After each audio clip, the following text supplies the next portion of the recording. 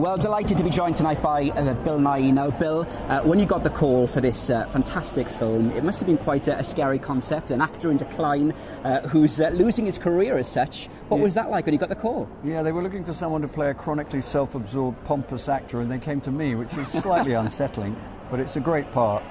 Because it's a film about making a film, I get to play not only the actor, who is the pompous Wally, but I also get to play the part that he's playing in the film that they're making in the film that you're watching.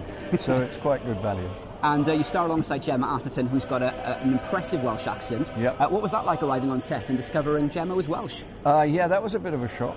But we shot a great amount of it in Wales, and I'm always happy to be in Wales. I've made another film called Pride here near Swansea, and I've worked on stage here, so it's dear to my heart. I was going to ask, because so many of the people locally in Pembrokeshire, in Swansea, at the Guildhall, when you were filming in the last couple of years, were all sort of taking pictures, tweeting on Instagram. What was that like, the response like when you were on location? It was lovely. People were very welcoming, and a very professional crews, and everybody. And we got very lucky because we filmed in October when it was.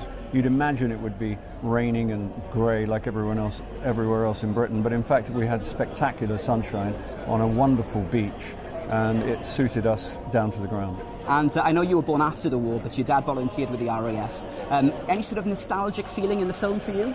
Yeah, I'm drawn to that period. I mean, you look at that old footage on television and you think, oh my God, that's a long time ago. And then you realise that you were almost around. I mean, it's nearly my lifetime. Yes, I think a lot of people of my age and a couple of other generations have a very strong nostalgia for that period, which is basically people who weren't there, because it was a brutal, savage time when Britain was bombarded nightly by the German Air Force and nobody knew who was going to be still standing the following day. So it was grim times. And looking at the other films, is it fair to say that sort of Love Actually was the platform to launch the career?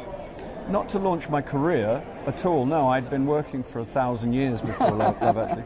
But it made a great difference in my life. And anyone who liked Love Actually, I think I would recommend this film to them. I think this film is one of the best things I've ever been involved in. And the thing I like about it, apart from anything else, is that it never forgets to give you a laugh and to make you cry and give you something to think about on the way home. It's a proper night out. And we touched on the fans when you were filming in Pembrokeshire, the people taking pictures, etc. What is the fan base now? Is it Love Actually, Pirates of the Caribbean, the hotel? What is it? I've got it covered, really. Anyone of my age, it's Marigold. Yeah. Any male between the age of 13 and 37, it's Shaun of the Dead. And all the men pretend they don't like Love Actually, but so therefore all the women. And anyone, I've got the under 12s down with the Pirates of the Caribbean. So I've got it. I present a moving target.